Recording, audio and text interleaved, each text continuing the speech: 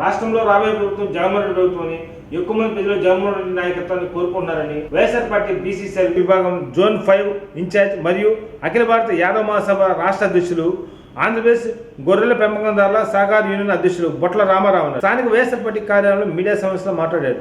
ఈ కార్యక్రమంలో శంకర సురేష్, వెంకట సుబ్బయ్య తదితరులు బాగున్నారు.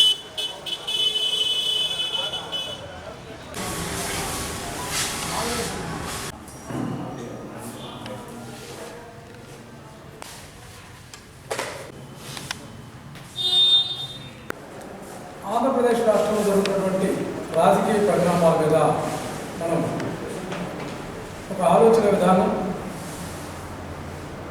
ఒక విశ్లేషణ చేసుకోవాల్సినటువంటి ఆవశ్యకత ఎంతైనా ఉందని ఈ సందర్భంగా తెలియజేస్తున్నాను.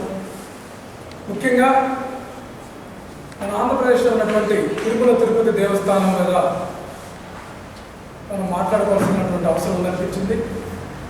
తిరుపతి దేవస్థానం సన్నిధి గొల్ల అంశం మనందరికీ తెలిసినటువంటి అంశమే.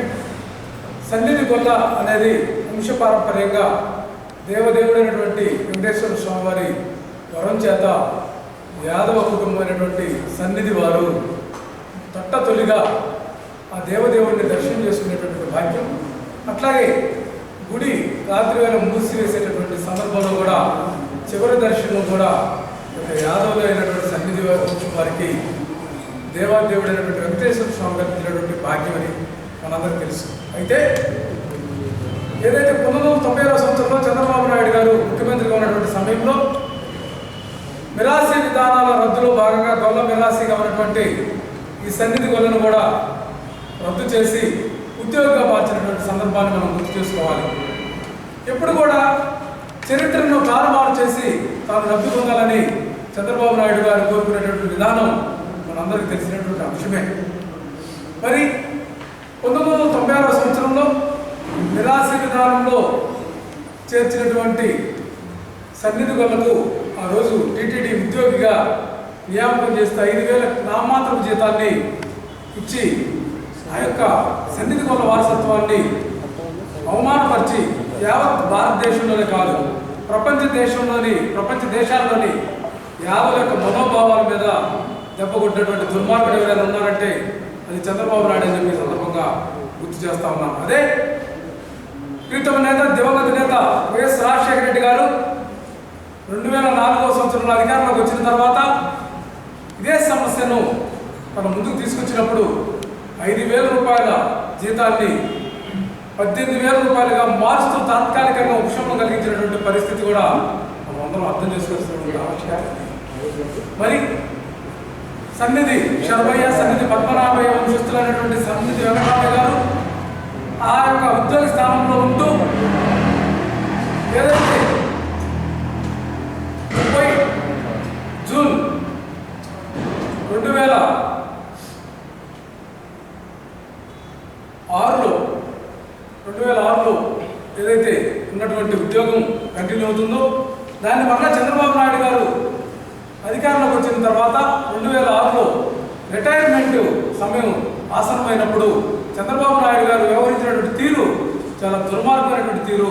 ఏదైతే యాదవ సంఘాలైతేనేమి, ఏదైతే వెంకటేశ్వర స్వామి భక్తికి సంబంధించినటువంటి ఆధ్యాత్మికమైనటువంటి భక్తులైతేనేమి, వీళ్ళందరూ కోరినా కూడా ఏమాత్రం కూడా వినకుండా ఆ యొక్క సన్నిధి వెంకటరామయ్య గారి ఉద్యోగాన్ని కేవలం 1 సంవత్సరం రెన్యువల్ చేస్తూ టీటీడీ ఈవో గారి చేత ఉత్తర్వులు ఇప్పించినటువంటి దుర్మార్గమైన చరిత్ర ఉంది. అడుగుతున్నది ఏంటంటే యాదవ సంఘాలు కానీ, యొక్క ఆధ్యాత్మికమైనటువంటి భక్తులు కానీ, ఏదైతే దేవాదేవుడు తొలి దర్శనం కోరుకున్నాడో సన్నిధి గొల్లను, అదే విధానాన్ని వంశపారంపర్యంగా ఏదైతే బ్రిటిష్ వారు కూడా రికార్డులో చూస్తే 1839 నుండి కూడా బ్రిటిష్ వారు కూడా ఈ విధానాన్ని కొనసాగిస్తున్నటువంటి విధానాన్ని 100 సంవత్సరాలు 1000 సంవత్సరాలు గడిచినా ఎవరూ దాని జోలికి పోకపోతే చంద్రబాబు నాయుడు దాన్ని రద్దు చేసిన దాకా నిద్రపోలేదు.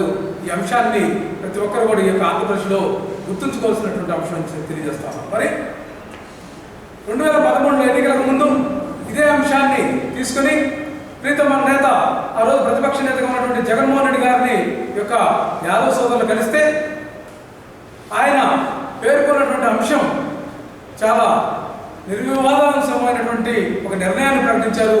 మన ప్రభుత్వం అధికారంలో వైఎస్ఆర్ కాంగ్రెస్ పార్టీ అధికారంలో రాగానే ఖచ్చితంగా మీ మనోభావాలను గౌరవిస్తూ ఖచ్చితంగా సన్నిధి గోలను వంశపారంపర్యంగా మేము ప్రకటిస్తామని చెప్పినటువంటి హామీని 2020 జూన్ 11వ తేదీన జరిగినటువంటి క్యాబినెట్లో ఆయన తీర్మానం చేసి జీవోనిచ్చి ఆ జీవోలో స్పష్టంగా ఏదైతే అప్పుడు ఉన్నటువంటి సన్నిధి గోల పదాన్ని సన్నిధి యాదవ్గా కూడా మార్పు చేసుకునేదానికి ఈ మనోభావాలకు అనుగుణంగా కూడా మార్చుకోవచ్చని యాదవ్ యొక్క మనోభావాలను గుర్తించి గౌరవించి వారికి మరలా తిరిగి యొక్క విధానంలో పెద్దపీట వేసినటువంటి వ్యక్తి మన ప్రీతమ నేత వైఎస్ జగన్మోహన్ రెడ్డి గారిని తెలియజేస్తున్నాం.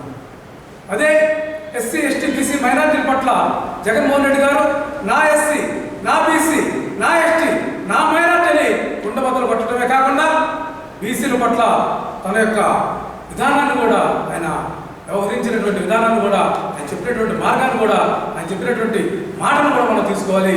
బ్యాక్వర్డ్ క్యాస్ట్ కాదు బీసీ అంటే, ఈ యొక్క సమాజానికి బ్యాక్ బోన్ క్యాస్ట్గా బీసీలు ఉన్నారు, వారిని బ్యాక్ బోన్ క్యాస్ట్గానే నేను గౌరవిస్తాను, నేను వారికి తదనుగుణంగా నేను ప్రాధాన్యత ఇస్తానని చెప్పినటువంటి వ్యక్తి వైఎస్ జగన్మోహన్ రెడ్డి గారిని తెలియజేస్తా ఉన్నాను. అదే చంద్రబాబు తీసుకుంటే అనేక రకాలుగా ఈ బీసీలను ఇబ్బందికరమైనటువంటి అంశాలకు గుర్తు చేసినటువంటి ప్రక్రియ చూస్తూ ఉన్నాం. ఏదైతే స్వర్గీయ ఎన్టీ రామారావు గారు బీసీల కోసం అనేక సీట్లు కేటాయించి ఈ రాష్ట్రంలో ఉమ్మడి ఆంధ్రప్రదేశ్ తెలుగు రాష్ట్రాల్లో బీసీలను నాయకులుగా ప్రోత్సహిస్తే చంద్రబాబు నాయుడు ఆంధ్రాను వీళ్ళందరి స్థానాలను తన సొంత సామాజిక వర్గం తన సొంత స్నేహితులకు ఒక ఇబ్బందికరమైనటువంటి వాతావరణంలో ఏమాత్రం కూడా బీసీలకు రాజ్యాధికారంలో చట్టసభల్లో చోటు లేకుండా వాళ్ళ సీట్లన్నీ కూడా ఖాళీ చేయించినటువంటి పరిస్థితి వచ్చింది. మరలా దుర్మార్గంగా ఏదైతే పెద్దలు జగన్మోహన్ రెడ్డి గారు అక్రమ కేసులో జరిగిపోయినప్పుడు శ్రీమతి విజయమ్మ గారు గౌరవాధ్యక్షుడిగా ఈ యొక్క ఆంధ్రప్రదేశ్ వైఎస్ఆర్ కాంగ్రెస్ పార్టీ బాధ్యతలు చేపట్టినప్పుడు కూడా ఆ రోజు వైఎస్ఆర్ కాంగ్రెస్ పార్టీ విధానం మాట్లాడతామంటే బీసీలకు సముచిత స్థానం కల్పిస్తామంటే ఎద్దేవా చేసినటువంటి చంద్రబాబు నాయుడు మాటలు ఎలా ఉన్నాయంటే 100 సీట్లను మేము ఇస్తామని చెప్తే 100 సీట్లు ఇవ్వడం కాదు, 100 మంది శాసనసభ్యులను అసెంబ్లీ పంపించేదానికి వైఎస్ఆర్ కాంగ్రెస్ పార్టీ సహకరిస్తుంది. మీకు చిత్తశుద్ధి ఉంటే ఏ స్థానాల్లో బీసీలను బీసీ అభ్యర్థులను మనం ఎంపిక చేద్దామనేది ఒక పెద్ద మనుషులు ఒప్పందం చేసుకున్నామని చెప్పి సవాల్ విసిరినటువంటి ఘనత వైఎస్ఆర్ కాంగ్రెస్ పార్టీకి ఉంది. ఆ రోజు గౌరవాధ్యక్షురాలుగా ఉన్నటువంటి విజయమ్మ జరుగుతుందని సందర్భంగా తెలియజేస్తున్నాం. మరి అటువంటి పరిస్థితులు ఉంటే చంద్రబాబు నాయుడు 2014 ముందు 2013లో తన పాదయాత్ర సందర్భంగా బీసీల కోసం 24 అంశాలతో కూడినటువంటి ఒక బీసీల యొక్క డిక్లరేషన్ ప్రకటించి ఏ ఒక్క అంశాన్ని కూడా నెరవేర్చకుండా తన మాయమాటలు పబ్బం గడుపుకున్నటువంటి విధానాన్ని గుర్తు చేసుకోవాలి. అట్లాగే బీసీ కార్పొరేషన్ విషయానికి వస్తే తన హయాంలో 2014లో చూస్తే 3 సంవత్సరాల పాటు లబ్ధిదారులను అన్ని సమావేశాలకు వాడుకొని ఈ యొక్క శిక్షణా తరగతుల పేరుతోటి బీసీ కార్పొరేషన్ కార్యాలయాల్లో తిప్పి వాళ్ళకి రూపాయి కూడా ఒక చిల్లి గవగొడిచినటువంటి పాపనతోని ఒక దుర్మార్గమైనటువంటి పరిపాలన చంద్రబాబు నాయుడు చేశారని సందర్భంగా తెలియజేస్తా ఉన్నాను. అదే కోవలో చంద్రబాబు నాయుడు మాట్లాడినటువంటి మాటలు ఎస్సీ సోదరుల గురించి, ఎస్సీ ఎస్టీలలో ఆ కులాన్ని ఎవరైనా పుట్టాలని కోరుకుంటారని మాట్లాడినటువంటి నీతి నికృష్టమైనటువంటి ఈ యొక్క సామాజిక దృక్పథంలోని ఒక సీనియర్ నేతగా నేను చాలా సీనియర్ ముఖ్యమంత్రి అని చెప్పుకునేటటువంటి చంద్రబాబు చాలా దుర్మార్గమైనటువంటి వ్యవహారం, ఆయన మనసులోని మాట అది బయటపడ్డాడని చెప్పి సందర్భంగా నేను తెలియజేస్తున్నాను. అదే నిన్న చంద్రగిరిలో ఆ యొక్క తెలుగుదేశం పార్టీ ఇన్ఛార్జిగా ఉన్నటువంటి పులివర్తి నాని సమక్షంలో జరిగినటువంటి ఒక సమావేశం, మీడియా సమావేశం సందర్భంగా సీనియర్ మంత్రి సూళ్ళూరుపేటలో దళితులందరూ కూడా గౌరవించుకునేటటువంటి మాజీ మంత్రి పరస రత్నం గారిని చాలా ఒక చిన్న పిల్లోడు, చిన్న బాలుడిలాగా మీడియా సమావేశంలో వెనక నిలబెట్టినటువంటి ఒక అగౌరవపరిచినటువంటి అమర్యాద ప్రవర్తించినటువంటి వ్యక్తి ఈ యొక్క చంద్రబాబు నాయుడు. దీని అందరూ కూడా ఈ యొక్క ఎస్సీ ఎస్టీ బీసీ మైనార్టీలు గుర్తుంచుకోవాలా, రాబోయే రోజుల్లో మనం మభ్యపెట్టి ఓట్లు దండుకోవాలనేటటువంటి ఆలోచన విధానంతో కలగలిసినటువంటి పార్టీలు ముందుకు వస్తున్నాయి. ఈ పార్టీల విధానం కూడా మనం పరికిస్తే 2014 సంవత్సరంలో బీజేపీతో కలిసి పవన్ కళ్యాణ్ ఆధ్వర్యంలో జనసేన ఏ ఒక్క సీటు కూడా తీసుకోకుండా రాజకీయ పార్టీ స్థాపించి ఒక్క సీటు కూడా పోటీ చేయకుండా తెలుగుదేశం పార్టీకి మద్దతు ఇచ్చి ఆ రోజు ఓట్లను వేల సారాలు కుదుర్చుకొని ప్యాకేజీలతోటి మీరు పబ్బం గడుపుకున్నది నిజం కాదని చెప్పి తెలియజేస్తా ఉన్నా.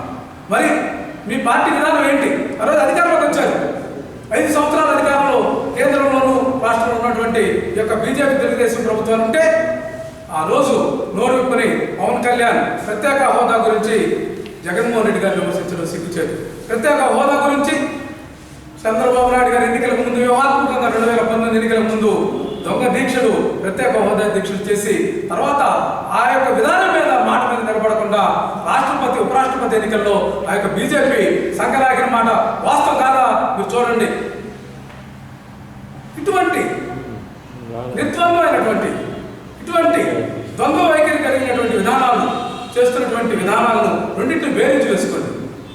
జగన్మోహన్ రెడ్డి గారి యొక్క ఆలోచన విధానం చూడండి, చంద్రబాబు నాయుడు గారి యొక్క ఆలోచన విధానం చూడాలని చెప్పి ఈ రాష్ట్రంలో ఉన్నటువంటి బీసీ, ఎస్సీ, ఎస్టీ, మైనార్టీ ప్రజలందరూ కూడా మేమంతా కూడా కోరుతా ఉన్నాం. ఖచ్చితంగా రాబోయే రోజుల్లో బీసీ, ఎస్సీ, ఎస్టీ, మైనార్టీల యొక్క జనాభా దామాష పద్ధతిన పరిపాలన తీసుకునేదానికి ఆయన సాహసం చేస్తా ఉన్నారు.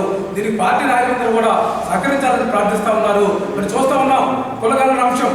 మరి కులగణన మీద ఏ రోజైనా చంద్రబాబు నాయుడు మాట్లాడాడని చెప్పి సందర్భంగా నేను నిలదీస్తా ఉన్నా. మరి కులగణన అంశంలో తీసుకుంటే రేపు 19వ తేదీన ఈ యొక్క ప్రపంచంలోనే భారతదేశం కూడా గర్వించదగినటువంటి రీతిలో 125 అడుగుల అంబేద్కర్ విగ్రహాన్ని ఈ భారత రాజ్యాంగ నిర్మాత ఏదైతే బడుగు బలహీన వర్గాల యొక్క వాళ్ళ యొక్క ఆలోచన విధానానికి ఈ యొక్క భారతదేశంలో వాళ్ళ యొక్క మనుగడకు వాళ్ళ యొక్క పురోగతికి సంబంధించినటువంటి విశేష కృషి చేసి భారత రాజ్యాంగం అనేక అవకాశాలు కల్పించినటువంటి డాక్టర్ బాబాసాహెబ్ అంబేద్కర్ గారిని ఆ యొక్క విగ్రహాన్ని ఆవిష్కరిస్తూ సమతా సభను ఏర్పాటు చేసి 19వ తేదీన పిలుస్తున్నటువంటి సందర్భంగా కుల గణన కూడా ఈ రాష్ట్రంలో ప్రారంభిస్తామని చెప్పడం ఇది వైఎస్ఆర్ కాంగ్రెస్ పార్టీకి చెల్లింది తప్ప మరొక ఏ కుహానా రాజకీయ పార్టీ కూడా సాధ్యం కాదని పేర్కొంటూ మరి వైఎస్ఆర్ కాంగ్రెస్ పార్టీ బీసీల పట్ల చట్టసభలో రిజర్వేషన్ కావాలని ప్రైవేట్ బిల్లును ఈ యొక్క రాజ్యసభలో ముందుకు తీసుకొచ్చినటువంటి ఘనత, పార్లమెంట్లో తీసుకొచ్చినటువంటి ఘనత విజయసాయి రెడ్డి గారి నేతృత్వంలో ఆ రోజు పార్లమెంటరీ పార్టీ ఆ యొక్క అధినేతగా ఉన్నటువంటి విజయసాయి రెడ్డి గారి నేతృత్వంలో తీసుకుపోయింది వైఎస్ఆర్ కాంగ్రెస్ పార్టీ. అయితే తెలుగుదేశం పార్టీ ఏమైనా దానికి సహకరించిందా, ఏమైనా దాని గురించి మాట్లాడిందా, ఎక్కడ నిద్రపోతున్నారు, బీసీల యొక్క అంశాల పట్ల మీరు ఏ రోజైనా మాట్లాడారని చెప్పి మేము నిలదీస్తా ఉన్నాం. ఈ అంశాలన్నింటినీ కూడా క్రోడీకరించుకొని ఖచ్చితంగా వైఎస్ఆర్ కాంగ్రెస్ పార్టీ వైపున ఈ బడుగు బలైన వర్గాలు యొక్క బీసీ, ఎస్సీ, ఎస్టీ, మైనార్టీలు ఏదైతే డీబీటీ డైరెక్ట్ బెనిఫిట్ ట్రాన్స్ఫర్ ద్వారా లబ్ధి పొందుతూ అవినీతికి ఆస్కారం లేనటువంటి విధానాన్ని అనేక రకాల ఉద్యోగాలు గ్రామ సచివాలయాల ద్వారా, అట్లాగే రీసర్వే విషయంలో ఎటువంటి ఇబ్బందులు లేకుండా, అట్లాగే ల్యాండ్ అమెండ్మెంట్ యాక్ట్ అని యొక్క కేంద్ర ప్రభుత్వం 2022లో తీసుకొస్తే ఆ చట్టం వస్తే వివాదాలను సర్దుమరుగుతాయి, ఇవి వివాదాలు ఉండవు అనేది ప్రతి ఒక్కరికి తెలుసు. కానీ ఈ చట్టాన్ని కూడా చంద్రబాబు నాయుడు, లోకేష్ గారు నిర్వీర్యం చేయాలని ఈ యొక్క అమెండ్మెంట్ చేసుకున్నటువంటి రాష్ట్ర ప్రభుత్వ ఆలోచన విధానాన్ని కూడా తప్పుపడుతూ లోపాయికారిగా న్యాయవాదులను రెచ్చగొట్టి ప్రభుత్వం మీద రుచిగలుగుతున్నటువంటి విధానాన్ని ఖచ్చితంగా ప్రతి ఒక్కరు ఖండించాలి. ఈ యొక్క వైఎస్ఆర్ కాంగ్రెస్ పార్టీ న్యాయ విభాగం కానీ న్యాయ కోవిదులు కానీ ఈ విషయంలో తీసుకుని ముందుకు పోతున్నారు. ప్రజలందరూ కూడా ఇది అర్థం చేసుకోవాలి. ల్యాండ్ అమెండ్మెంట్ యాక్ట్ను 2022ను ఆంధ్రప్రదేశ్ ప్రభుత్వం అమెండ్మెంట్ చేసుకొని అడాప్ట్ చేసుకొని ముందుకు తీసుకుపోతుంటే మీకేంటి బాధ? భూ సమస్యలన్నీ కూడా పరిష్కారం అయ్యేటువంటి ఒక చట్టాన్ని ముందుకు తీసుకుపోతుంటే మీరు ఏ విధంగా బాధపడుతున్నారో ఈ సందర్భంగా తేటతెల్లమవుతుంది. మీ యొక్క కుట్రలు, కుతంత్రాలు, కుళ్ళుబోతు చర్యలన్నిటికీ కూడా చరమాంకం పడబోయే రోజు మరి ఎంతో కాలం లేదు. రాబోయే ప్రభుత్వం జగన్మోహన్ రెడ్డిదే. ప్రజలంతా 80% ఉన్నటువంటి ఈ రాష్ట్ర ప్రజలందరూ కూడా జగన్మోహన్ రెడ్డి గారి నాయకత్వాన్ని కోరుకుంటున్నారు. మీరు ఎన్ని కుట్రలు, కుతంత్రాలు పడినా అవి వల్ల కాదని చెప్పి ఈ సందర్భంగా మీ అందరూ కూడా తెలియజేస్తూ ప్రజలంతా కూడా రాబోయే రోజులు అప్రమత్తంగా ఉండాలని, మీరందరూ కూడా ప్రతి ఒక్క విధానాన్ని కూడా నిశ్చితంగా పరిశీలించి జగన్మోహన్ రెడ్డి గారి నాయకత్వాన్ని బలపరచాలని కోరుకుంటూ